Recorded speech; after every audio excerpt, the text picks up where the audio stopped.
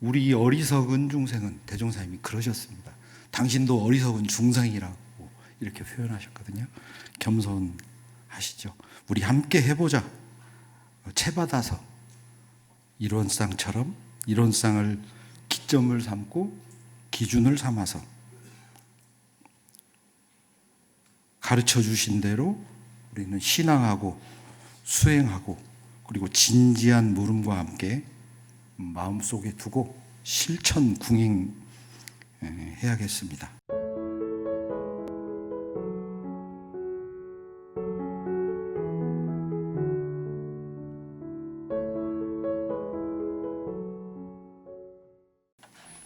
이론상 서원문 가지고 한두 줄씩 이렇게 말씀드리고 있는데요. 오늘은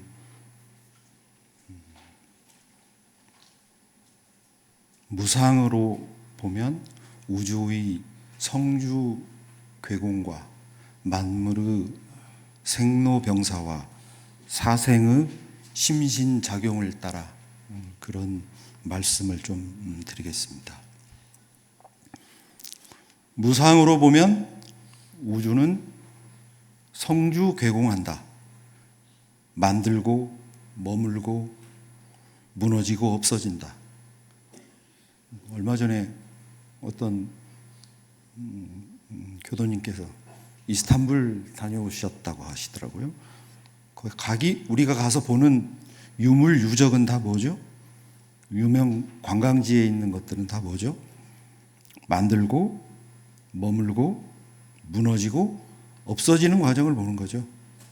봄, 여름, 가을, 겨울의 변화도 이렇게 성주괴공의 무상을 보여주고 있습니다. 무상으로 보면 만물은 생로병사한다. 우주 만물은 성주괴공의 이치를 따라 흘러간다. 생로병사를 벗어날 수 없죠. 성주괴공, 생로병사는 천리의 원칙입니다. 불변합니다. 바꿀 수 없습니다. 이런 이론상의 진리 또는 속성, 작용, 이치, 이법 뭐라고 표현했든 이걸 거스를 수가 없습니다. 그래서 생자는 필멸이라고 하죠. 뭔가 생겨난 물건은 반드시 멸하게 돼 있다. 제가 1월에 이 자리에서 부임 인사를 했는데 11월 말입니다. 뭐 했는지 모르겠는데 벌써 1년이 다 가버렸습니다. 이렇게 흘러가고 있습니다. 벗어나거나 마음대로 바꿀 수가 없습니다. 이렇게 변화하는 무상하는 진리의 모습에 근본적인 어떤 변화나 영향을 줄 능력이 우리는 없습니다. 이런 천리의 진리의 당연함에 조금 겨우 어떻게 애써보고 힘써보고 노력하고 그런 것만 가능한 것 같습니다. 원하는 방향으로 조금 노력해 볼 수 있습니다. 제가 근래에 좀 치료받을 게 있어서 삼성병원에 갔는데 병원에 가는 건 뭐죠? 생로병사 자체를 바꾸겠다는 게 아니라 생로병사 하는데 거기에 원하는 것이 있고 필요한 것이 있으니 심신작용을 통해서 뭔가 변화를 주고 영향을 주고 바꿀 수 있는 것이 있으면 바꿔보겠다. 그런 노력이죠. 제가 모스크바 교당에 살 때 모스크바 교당이 마당이 좀 넓었는데요. 3월이 되면 여전히 눈이 있는데 모스크바 사람들은 봄이 왔다고 합니다. 3월에 눈 속에 성질도 급하다 제가 속으로 그랬는데 눈만 녹고 나면 마당에 비닐하우스를 쳤습니다. 그 비닐하우스에 그때 춥죠. 여전히 추운데 채소 심고 대파도 심고 고수, 상추, 고추 이런 거 심어서 풀 뽑고 그 안에 가서 제가 놀았습니다. 따뜻해서. 그건 뭐죠? 봄이 오지 않았고 바깥 기후가 식물이 생존할 수 없는 환경이지만 심신작용으로 거기에 조금 바꿔보고 영향 주겠다. 이런 우리의 노력이죠. 주변의 빌딩 숲도 사실은 심신작용의 결과죠. 이 건물도 심신작용의 결과고요.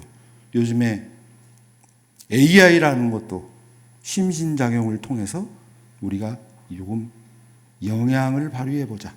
노력을 통해서 변화와 발전을 도모해보자는 것이겠죠. 이렇게 성주 괴공 생로병사는 독보적이죠. 독보적이고 독립적이고 근원적인 데 비해서 심신작용은 종속적이고 좀 부차적인 것 같아요. 부처님 말씀에 의하면 심신작용이 태난습화의 탄생 과정을 준다. 이렇게 말씀하셨습니다. 우리는 그렇게 그 말씀을 믿고 공부하고 있습니다. 그러니 몸과 마음을 잘 쓰라는 거죠. 심신작용을 잘해야 된다. 몸과 마음을 잘 써라. 모든 종교는요, 결국 심신작용을 바르게 하자고 가르치고 있습니다. 부처님, 하느님, 알라, 상제, 하늘님 다 얘기하지만 그 어른들의, 그분들의 뜻으로 몸과 마음을 잘 사용하자. 그것이 우리의 용심법이겠죠. 그래서 우리 대종사께서 나도 마음 작용하는 법을 가르친다. 이렇게 천명하신 바가 있습니다. 사생은 서가모니 부처님께서 생명을 네 가지로 분류하신 거죠. 태는 탯줄에 의해서 태어나는 생명체, 나는 알로 태어나는 경우, 습은 곰팡이, 세균 등을 말합니다. 화는 군뱅이, 나비, 애벌레 이런 것들이죠. 살아있는 생명체를 네 가지로 나누신 겁니다. 심신작용이, 이론 쌍서문에 보면 심신작용까지가, 그러니까 우주의 성주 괴공, 만물이 생로병사 하는데 심신작용까지 함께 태난습화의 이 과정에 영향을 준다. 이렇게 얘기하십니다.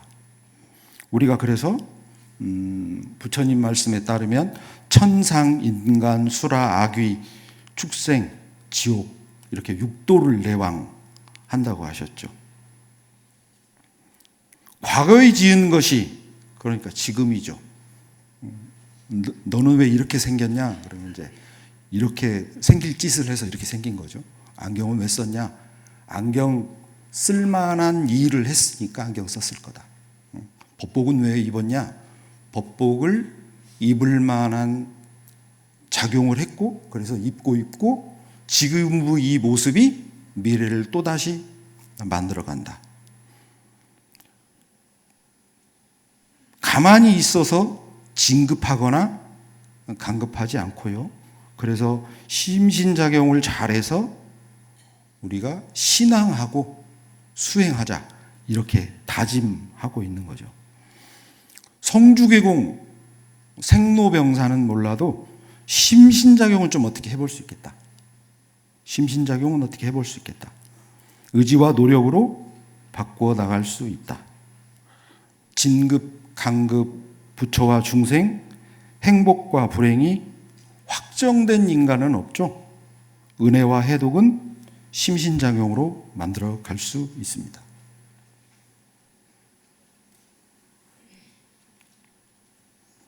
인과품 9장의 말씀을 좀 제가 가져와 봤는데요. 핵심 요약을 좀 말씀해 드려보면 정업도 조련이 면하기는 어렵지만 정업, 받기로 결정되어 있는 것, 받을 수밖에 없는 것, 결정되어 있는 업은 조련이 면하기는 어렵지만 점진적으로 면해가는 길이 없지 않다. 그건 뭐냐? 날로 선업도 지으면 악도가 스스로 멀어지고 선도는 가까워진다. 이것이 다 마음으로 정업을 소멸시키는 길이다. 그러면 그 덕이 어느 곳에 당하든지 항상 공중의 옹호를 받고 그러한 위력으로 정업을 경하게 하는 것이다. 그러니까 우주의 성주괴공, 만물의 생로병사, 사생의 심신작용의 복합 결정체가 현재겠죠. 현실이겠죠. 지금이겠죠. 이걸 다른 말로 정업, 이렇게 얘기할 수도 있겠습니다. 소태산 대종사님께서는 그 비명 병서에도 나와 있지만 궁촌 변지에서 생장하셔서 학문의 수습이 없으셨으나 스스로 대도를 자각하시고 하셨다, 이렇게 되어 있습니다. 사실 지금 우리 제 눈으로 보면 대종사님은 흑수저십니다. 흑수저. 무수저인지도 모르겠어요. 무수저. 수저가 아예 없는 분이셨는지도 모르겠습니다. 그런데 부처님 되시고 진리도 깨달으셨죠. 중생 성공의 신화죠. 사실요. 그러니까 우리가 지금 이 시대에 신화라고 말하는 건 어떤 신의 이야기라기보다는 땀냄새 나는 사람들의 이야기가 지금은 신화인 시대를 대종사께서 보여주셨다. 태어나면서 가지고 나온 조건보다도 서원, 의지, 심신작용이 더 중요하고 영향을 미칠 수 있다. 이게 공부할 이유겠죠. 정관평에 보면, 영산에 가면 방언공사를 해서 정관평이라는 농토를 만들었는데, 그 농토를 만들기 위해서 애써서 땀 흘려 일하고 노력하고 협력하고 기도하시고 그러셨죠. 전부 심신작용의 결과죠. 그러니까 정관평을 보면서 어떤 생각을 해봤냐면,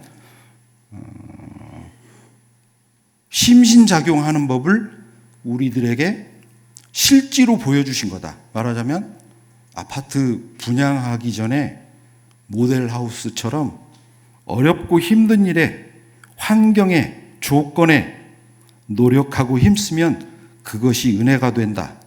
이렇게 보여주신 거다. 마음작용 이렇게 하면 이렇게 된다. 아파트 모델하우스 가끔 가보시나요? 예, 마음작용하는 모델하우스 정관평도 많이 가보시기 바랍니다. 좋은 일도 이렇게 더 함께하고 그러면 더 함께 진급하고 좋은 일이 될 수 있다 생각이 됩니다.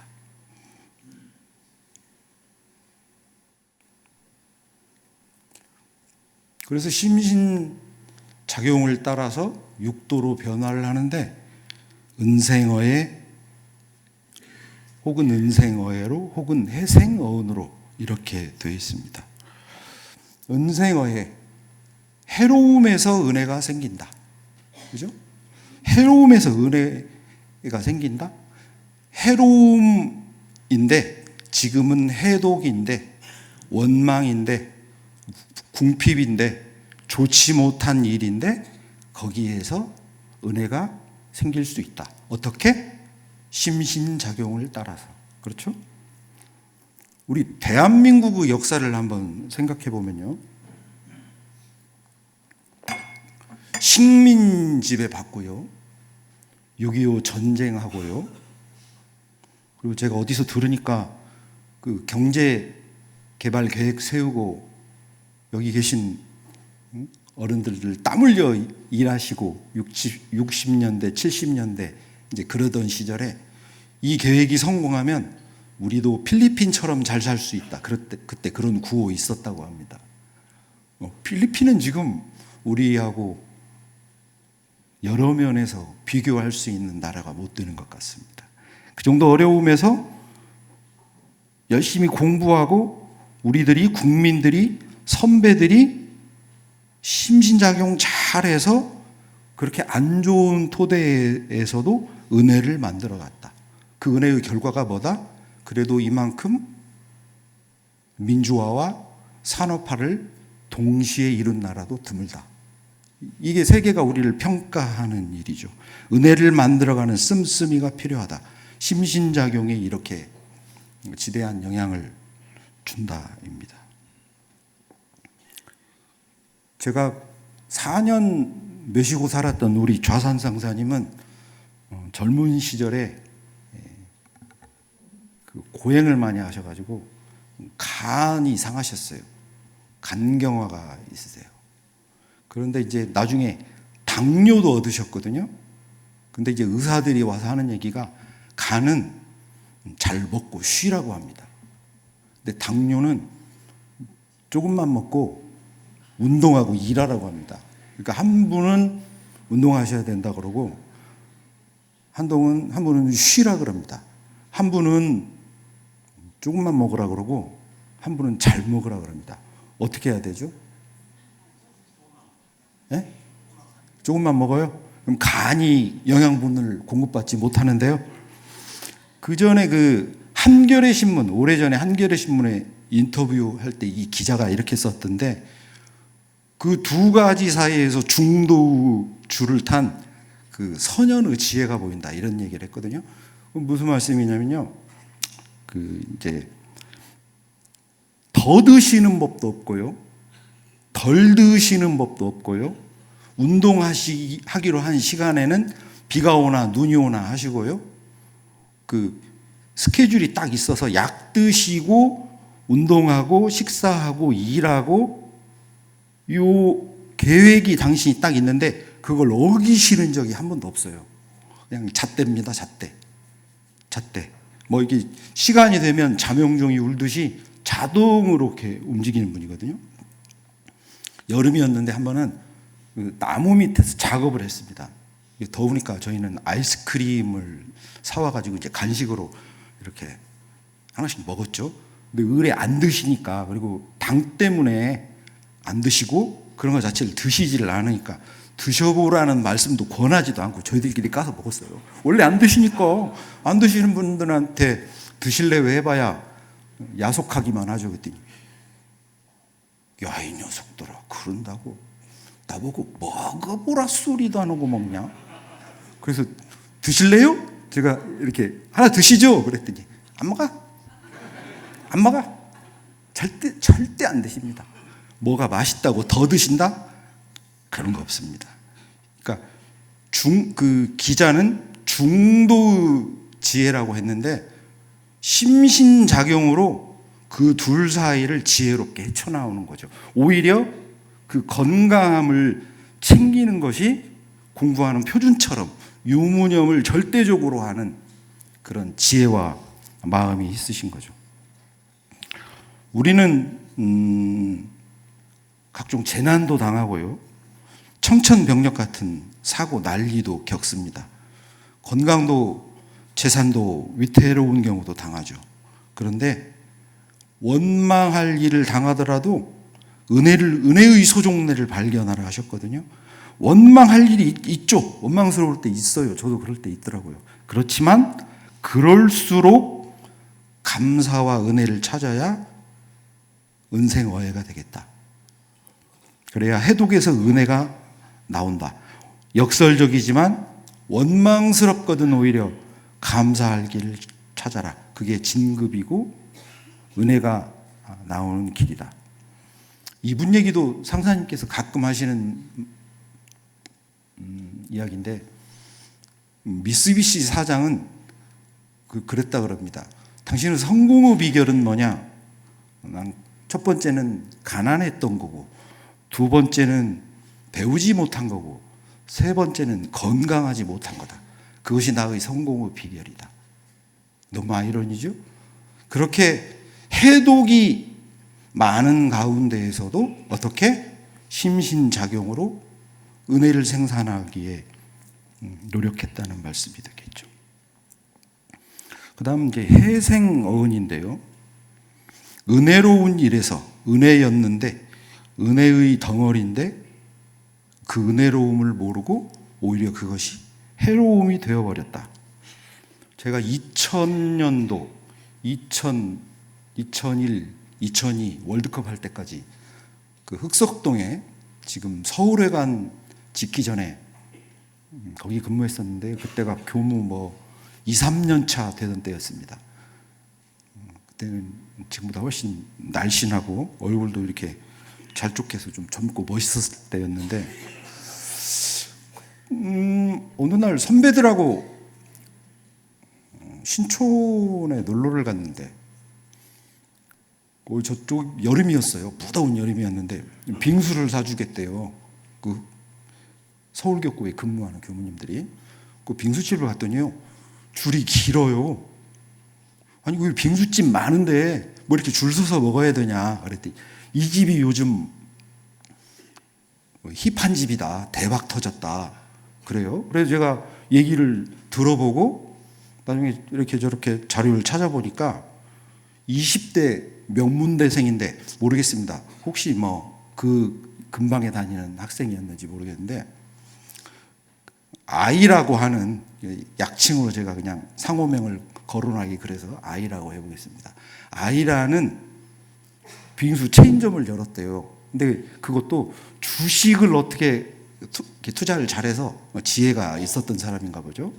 종잣돈이 모아지니까 망하는 분식집을 빌려가지고 빙수 사업을 시작했는데 그 빙수가 뭐냐면 우리가 지금 아는, 지금은 과거에는 무슨 뭐 팥빙수 해가지고 뭐 그 전통의 빙수만 먹는 시대였는데 그때 그 집 가보니까요, 과일 빙수, 그리고 이렇게 영어로 이런 그릇, 유리그릇을 뭐라고 합니까? 보울이라고 합니까? 거기다가 무슨 쟁반 빙수 해가지고 세숫대야만한 데다가 빙수를 이렇게 주더라고요. 근데 뭐 이렇게 과일 토핑에 뭐 아이스크림에 그 촌놈이 그 별천지 그걸 처음 봤어요. 근데 진짜 맛있더라고요. 그러니까 사람들이 줄을 서서 그걸 먹는 거예요. 그래서 야, 이 젊은 친구가 사업 아이템이 좋고 성공하겠구나 했는데 몇 년 지났는데요, 그 가게가 문을 닫습니다. 그 한참 번성할 때는 30개 정도 체인으로 그 점포가 확대됐대요. 왜 그랬냐? 돈이 생기니까 젊은 친구가요, 돈 관리를 잘 못했답니다. 어디를 갔다고요? 정선을 갔답니다. 그래가지고요, 그 몇십억의 재산을 날리고, 그리고 오히려 범죄, 사기에 휘말려서 영어음음이 됐다 그러더라고요. 이게 뭡니까? 은혜에서 오히려 심신작용을 잘못한 결과로 그 은혜를 은혜인 줄 모르고 해독으로 만들어버린 거죠. 요즘에 로또 당첨되면서도 오히려 불행해졌다는 분들도 많이 있더라고요.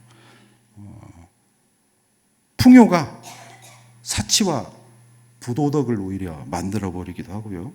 당첨자들 중에 그분들이 체납된 세금액도 어마어마하더라고요. 어마어마하더라고요. 우리나라도 산유국의 꿈이 있죠. 그래서 뭐 기름 조금 뭐 어쩐다 그러면 이제 눈이 번쩍 떠지는데 기름 한 방울 나지 않는 나라. 기름이 나는 나라는 뭐 신의 축복의 땅이라고 하고요. 산유국 중에 그 풍요와 부를 누리는 나라들도 많죠. 그런데 오히려 기름이 나는 것이 끊임없는 전쟁과 침략, 폭력을 낳기도 하고요. 정치적으로 더 독재적이고 권위적인 정부를 만들기도 하는 것 같습니다. 이렇게 선에서 악을 만들 수도 있고 또 은혜에서 해독을 만들 수도 있고 해독이라고 느껴졌는데 거기서 은혜를 생산할 수도 있고 무엇로? 심신작용으로. 그래서 심신작용을 잘 해야 된다 말씀하고 계십니다. 선악, 고락, 염정, 시비의 일에 너무 일비하지 말고 조금 높다고 교만하지 말고 조금 낮다고 스스로를 너무 업수히 여기지도 말 일인 것 같습니다. 그 선악의, 시비의, 은혜와 해독의 끝을 우리가 알 수 없습니다. 심신작용을 따라서 무량세계가 펼쳐진다 말씀하셨습니다. 무량세계는 셀 수 없이 크고 넓은 세상입니다. 진급하기도 하고 강급하기도 하고 가지가지의 천태만상이죠. 그럼 진급하는 사람들은 어떤 사람들인가? 어떻게 마음을 써야 진급하는가? 두 가지 말씀하신 것 같아요. 진리불공, 사실불공으로 우주만유의 부처님들에게 불공자라고 어디서나 언제나 상업공부에 힘써라. 그것이 진급의 길이다 하는 거죠. 진급하는 심신작용 몇 가지 말씀드려 보겠습니다. 좌산상사님 얘기인데요. 퇴임하시고 병환이 좀 드셔서 병원에 이제 좀 다니시다가 퇴임하시고 그 다음 해에 익산 금마라는 곳에 상사원이 마련돼서 거기 가게 됐는데 추워지기 전이었던 것 같습니다. 여름 지나고 어느 날 이제 저희들이 마당에서 무슨 일하고 있었는데요. 나오시더니 야 가서 이 투명 테이프 넓은 거하고 가위하고 가져와라 그러셔요. 예 하고 뭘 이렇게 손에 이렇게 들고 나오셔요. 뭘 들고 계세요? 그랬더니 찜질방 휴업중 이렇게 써 있어요. 그 종이가 뭐였냐면 골판지 사과 상자 같은 건데 거기에 당신이 직접 매직으로 찜질방 휴업중 이렇게 쓰셨더라고요. 그래서 제가 여쭤봤죠. 선생님 이게 뭐예요? 그랬더니 야 우리 집 뒤에 저기 찜질방이 있지 않냐? 예 있습니다. 그러니까 처음에 갈 때는 그 찜질방이 영업을 했는데 나중에 봄쯤에 여름쯤에 문을 닫았어요. 왜 선생님 지금은 찜질방 문 닫았는데요? 그러니까 내가 저기 2층에 내 방에서 있어 보니까 밤에 사람들이 찜질방이 영업하는 줄 알고 컴컴한데 들어왔다가 나가고 들어왔다가 나가고 그러더라. 그러니까 이걸 써붙이면 좋지 않냐 그러시는 거예요. 그래서 내가 썼다. 근데 왜 3장이에요? 그랬더니 야 이 녀석아 간판이 3개다. 눈 좀 뜨고 다녀라 저보고 그러셔요. 실제로 그래가지고 이제 테이프를 가져오라고 하시더니 찜질방 휴업중에다가 그 테이프로 말하자면 앞뒤 코팅을 하는 거죠. 왜 코팅을 해야죠? 그렇죠. 물 젖으면 뭐 소용이 없으니까 이렇게 A4 이렇게 한 2장 정도 되는 크기로 3개를 이렇게 붙였어요. 그때 이제 우리 간사가 그때 이덕명이라고 하는 친구였는데 좀 삐뚤삐뚤 붙이니까 야 이 녀석아 좀 마음 좀 잘 써가지고 반듯하게 잘 좀 붙여라. 그 삐뚤빼뚤 미흡게 붙이냐. 꾸중해 가시면서 당신도 재밌으신지 이제 웃으시면서 직접 이제 그 사다리를 이렇게 들고 그 위에 높은데 그 간판이 있었거든요. 이제 올라가서 그걸 붙이고 아닌 게 아니라 간판이 입간판이 그 상사원 입구 쪽에 3개가 있더라고요. 들어오셔가지고 그 하시는 말씀이 뭐였냐면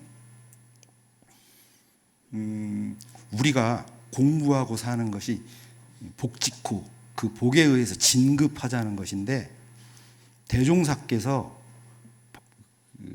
총부에 이렇게 계실 때 그때 시자로 모셨던 분이 묵산 박창기 선진이셨는데 방 청소도 간사한테 안 시키셨다.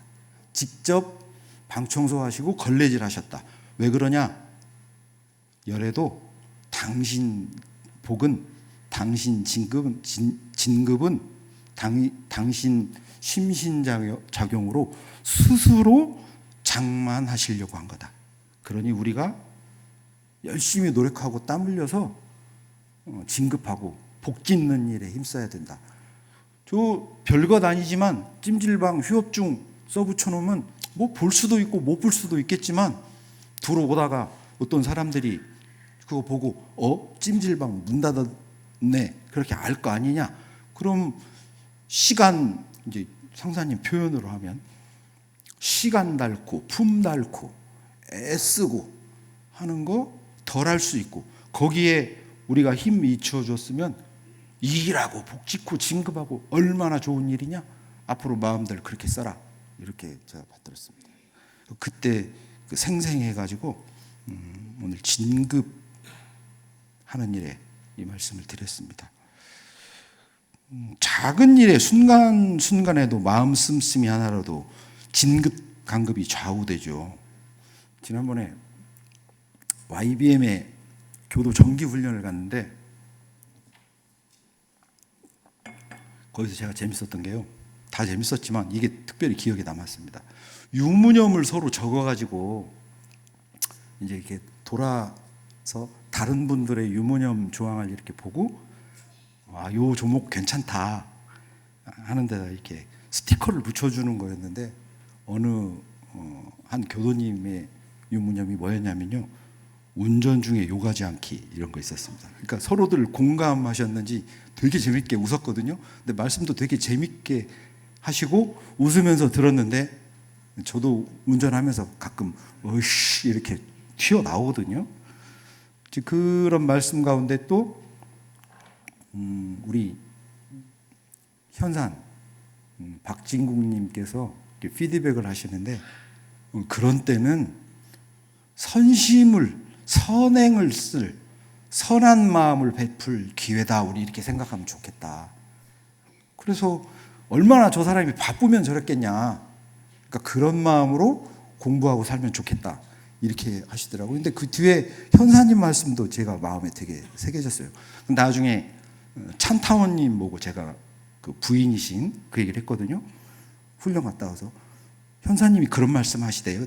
젊은 사람 욕했어요. 내가 못하게 해서 그런 거예요. 그러시더라고요. 여튼 아무튼 지금은 그렇게 하신다고 되게 재밌었습니다. 그런데 지지난 주인가 제가 이제 운동을 하려고요. 이쪽 품문고 앞이 이렇게 언덕인데요. 언덕을 올라가는데 거기 무슨 문화회관? 뭐 문화회관 같은 것도 있고요. 뭐 이렇습니다. 거기는 신호등이 없어요. 근데 이제 제가 뛰어가는데 차가 갑자기 그 횡단보도에 한 절반 이상을 넘어서 갑자기 서는 거예요.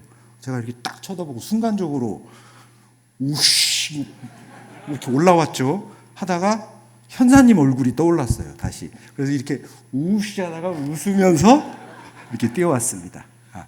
진급하는 마음, 선한 마음, 사실 한 생각 돌리면 별거 아니라는 생각도 들었습니다. 택배가 교당에 많이 오는데요. 택배하는 분들을 보면요, 진급하는 분이 보입니다. 물건이 많아도요, 웃으면서 친절하게 우리 현관문도 함부로 안 닫고요, 그 술에도 조용히 들고 박스도 가만가만 내려놓는 분들도 있습니다. 아이고, 좀 미안해서 어떤 날은 뭐 음료수라도 드리고 너무 짐이 많아서 죄송합니다. 아닙니다. 괜찮습니다. 일인걸요. 이러는 분도 있는데요. 짐이 많으면 막 이게 눈부터 코부터 바람이 빵빵하게 들어가가지고요. 저를 그냥 이렇게 노려보면서 왜 이렇게 물건을 많이 시켰니? 니들은 뭐야? 이런 느낌으로 하는 분들도 있습니다. 물론 그런 분들은 많지는 않고요. 근데 어떤 게 진급하는 거냐? 뭐 이건 말할 필요도 없죠. 말할 필요도 없습니다. 제가 나이트클럽 한번 간 얘기를 한번 해야겠는데, 제가 나이트클럽 한번 가봤거든요.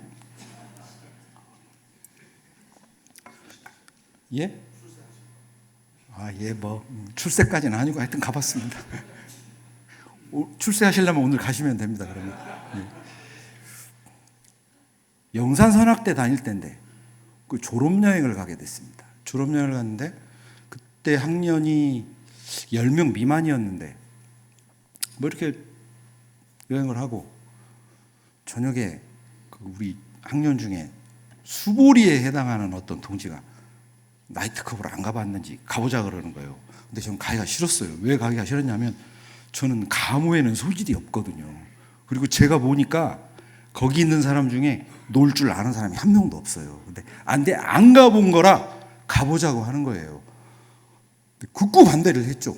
그 모양이 되게 싫더라고요. 불편해.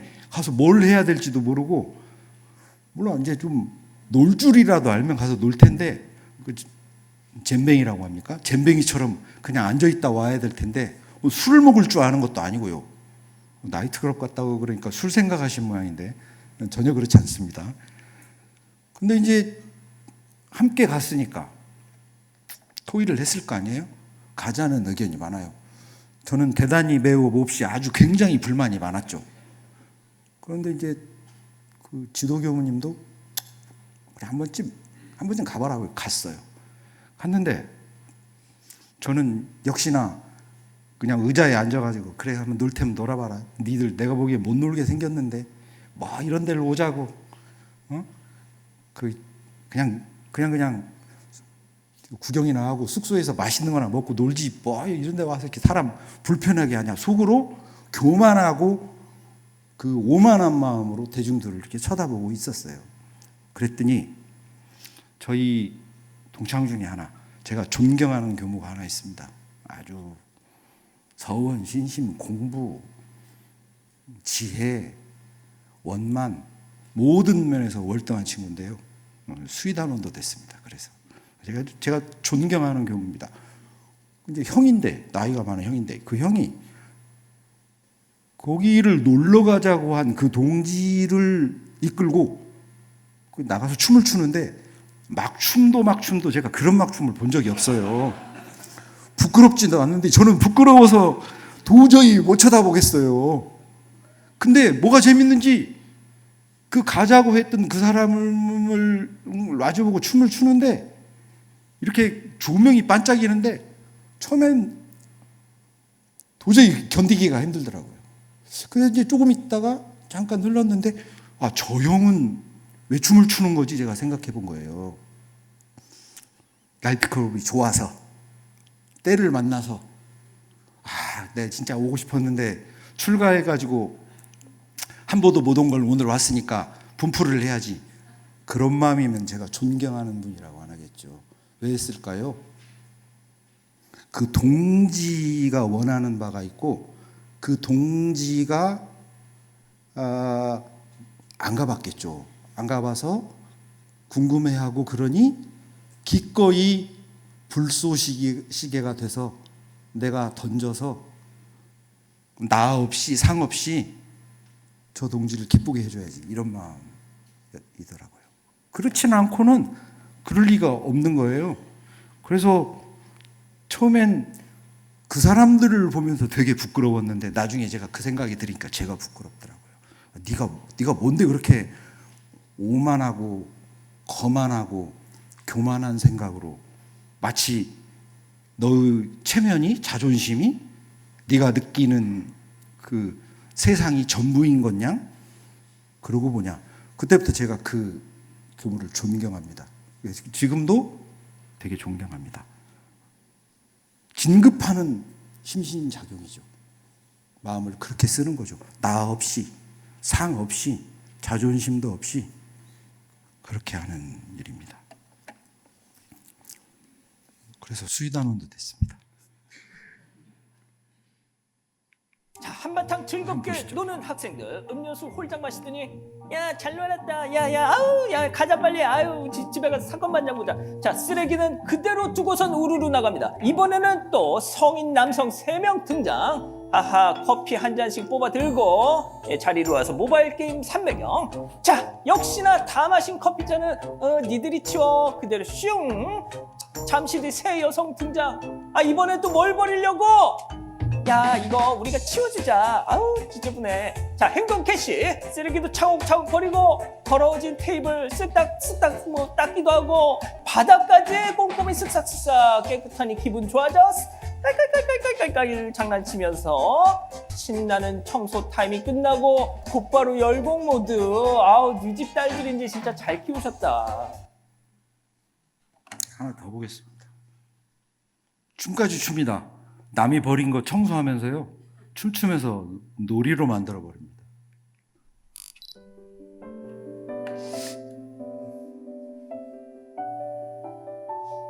학교 마치고 집에 하교하는 길이었는데 사거리 앞에서 횡단보도 신호를 기다리고 있었는데 앞에서 갑자기 트럭이 좌회전을 하다가 엄청 큰 소리랑 함께 소주 괴짝 한 반 정도가 다 엎어졌었어요.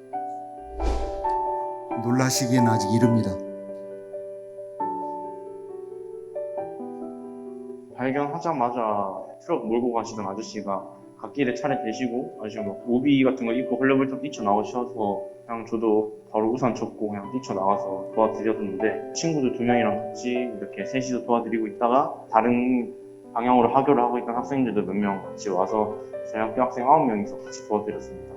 그 상황이 닥쳐오니까 그냥 무슨 생각이 들었다기보다는 몸이 먼저 반응을 해서 나 혼자서 치우시면 되게 오래 걸리겠다 싶어서 바로 몸이 먼저 나갔던 거예요.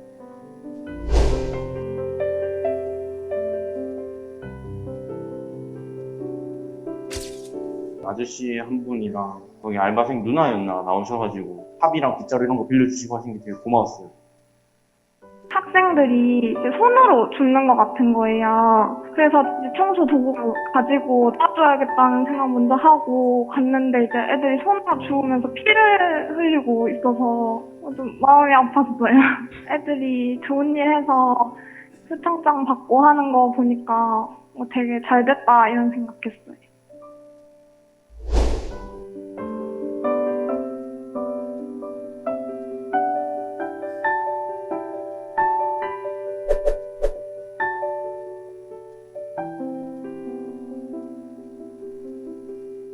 해야 될 거 했는데 그렇게 많은 칭찬 해주셔서 과분하다는 생각이 들고 저한테뿐만 아니라 그냥 모든 학생들이나 도와주셨던 알바생 누나나 그냥 시민분들한테도 그렇게 많이 칭찬해 주셨으면 좋겠어요.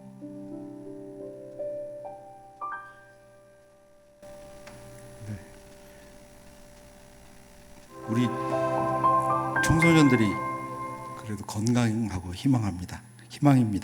진급하는 게 뭔지 잘 알고 있습니다. 그래서 우리 어리석은 중생은 대종사님이 그러셨습니다. 당신도 어리석은 중생이라고 이렇게 표현하셨거든요. 겸손하시죠. 우리 함께 해보자. 채받아서 이론상처럼 이론상을 기점을 삼고 기준을 삼아서 가르쳐 주신 대로 우리는 신앙하고 수행하고 그리고 진지한 물음과 함께 마음속에 두고 실천 궁행해야겠습니다. 육군 동장을 하는데 이론상처럼 이론상을 채받아서 쓰도록 하자. 대종사님 말씀대로 채받고 언어도 단어 입정처 유무초어를 생사문을 내 마음에 두고 살아야겠습니다. 마치겠습니다.